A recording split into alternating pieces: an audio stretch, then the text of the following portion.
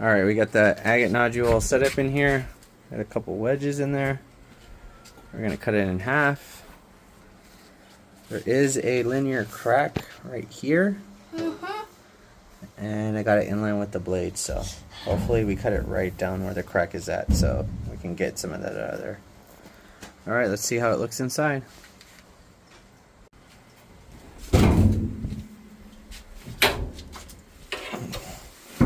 Ah, it's still cool, but it's all quartz.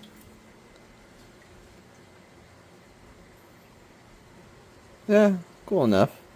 It's got a few bends around it.